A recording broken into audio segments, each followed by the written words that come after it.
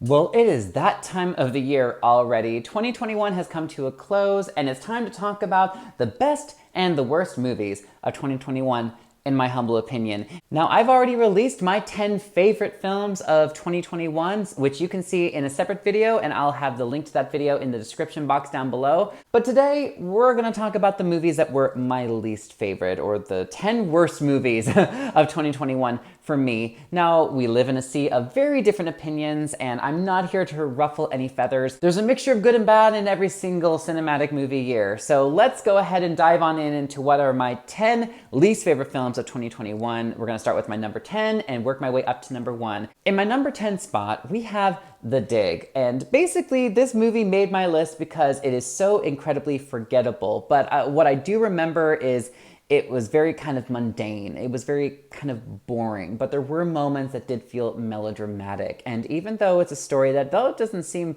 too incredibly interesting on the surface, upon doing some research, it really looked like a very interesting story, and I didn't appreciate how many creative liberties they took in telling it, which I found completely unnecessary. In my number 9 spot, I don't mean any disrespect, but unfortunately I have to list Respect, starring Jennifer Hudson. Now, I was incredibly excited to see this movie. I thought that this movie was going to be a slam dunk with such a talent like Jennifer Hudson portraying the great Aretha Franklin, and I'm so sorry to say that the movie really struggled with its script. It was so long, and it felt so tedious, and the trailer was so vibrant and so electric and showcasing Aretha and her wonderfully powerful songs that we all know and love. And I couldn't believe how much a disservice this script did to Jennifer Hudson. I felt like her performance came off incredibly wooden, very boxed in. Not at all an Oscar caliber performance, but that is not against Jennifer Hudson. It's all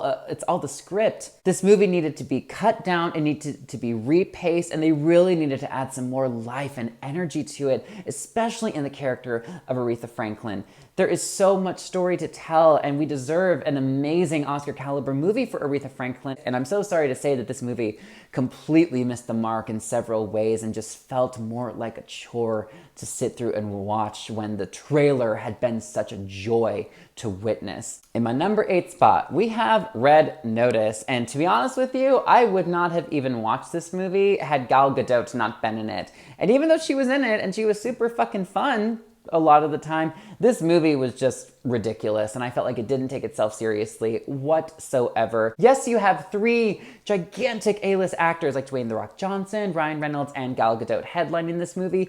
It had its moments, it had some fun spots, but honestly, it felt very lackluster, very watered down. It felt a little bit more like a TV movie to me. It felt hammy and cheesy in several parts where it just did not take itself seriously. Some of the twists didn't land for me, and it honestly felt like a streaming movie when I argue that with its talent behind it, it definitely should have risen to a higher level than that. In my number 7 spot, we have Locked Down, arguably one of the most forgettable movies of the year, which is unfortunate considering the talent of Anne Hathaway and Chiwetel Ejiofor.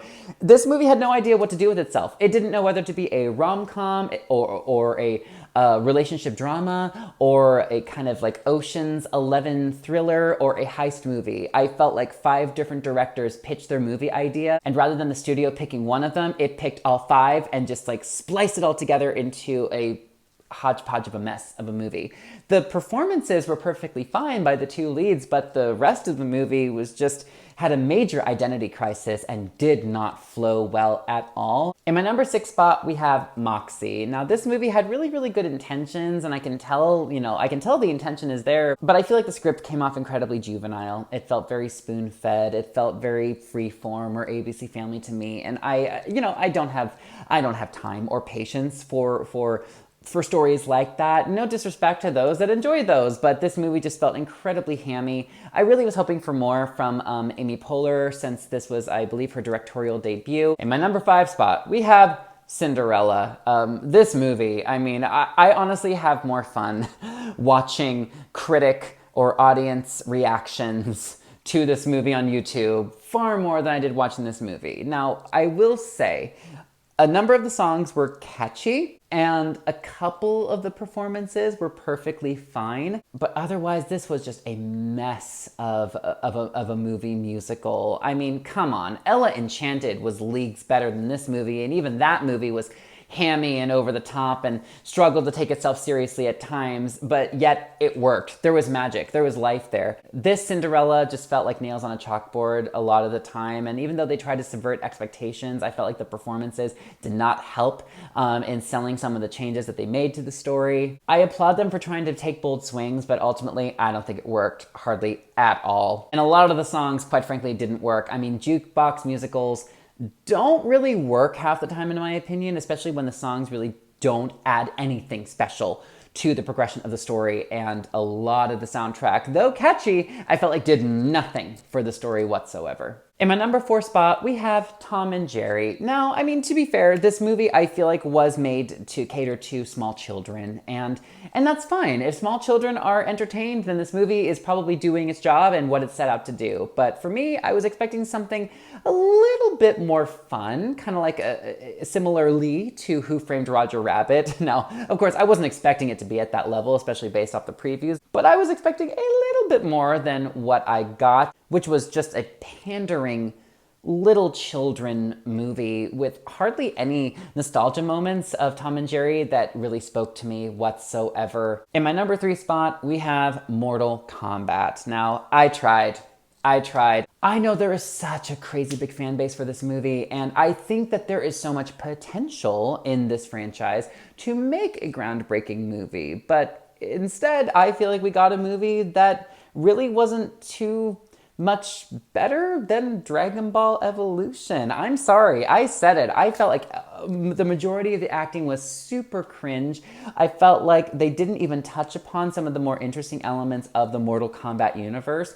It felt very like G.I. Joe meets Dragon Ball Evolution. I think it was counting on diehard fans to just be excited to see their characters on screen and hopefully not notice that the script is a shit show. Because it was. And since I'm not a diehard fan of the franchise and I only went in hoping to just appreciate this film for what it was and maybe make a new fan out of me, I struggled to make it through the whole movie, and I kept waiting for it to get better and more interesting, and it just never did. I'm sorry. In my number 2 spot, we have Yes Day, and I only watched this movie because Jennifer Garner was in it and she produced it. And I can't believe the lack of intelligence and creativity and heart in this script. Talk about a movie that was just so pandering, that felt so lazily written. I get that it's meant for families and kids and parents, but that doesn't mean that every single joke needs to be over-exaggerated and needs to be forced and silly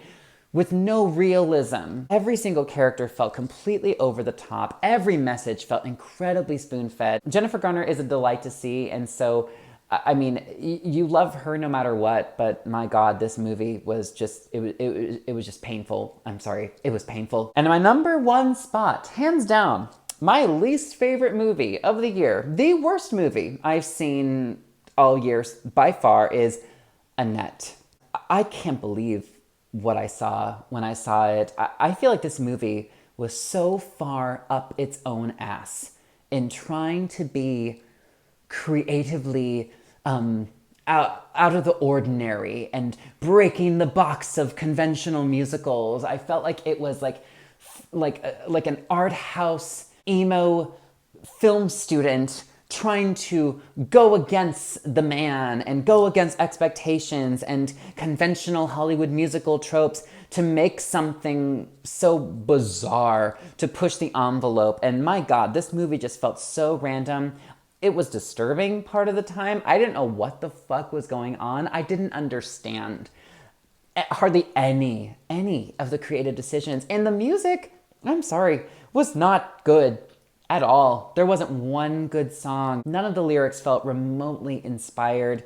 It felt very repetitive. I feel like this movie made creative decisions to feel different without giving us a reason for it. It's like, we're doing this and we're not explaining it, but we're doing it just to be different. But then it just takes you out of the movie. I get that there will probably be people that can see the creative vision behind this, and maybe it will get through to them. But my God, I felt my life passing away as I was watching this. It only kept getting worse over time. And though the acting was good, it was hard to get on board with anything that was happening because I was frankly feeling very uncomfortable and uneasy the entire time I was watching it. And there you have it, folks. Those are my 10 least favorite movies of 2021. Again, I'm not here to rub people the wrong way. To each their own. If you love some of these movies, these were just my personal least favorites. I'd be curious to hear what your least favorite movies of the year were, so feel free to leave those down below. And again, if you are interested in hearing my list of my 10 favorite movies of 2021, again, the link is down below to check those out. As always, thank you all again for tuning in, and until next time, I'm Ryan Baimey, signing off. Bye, everyone.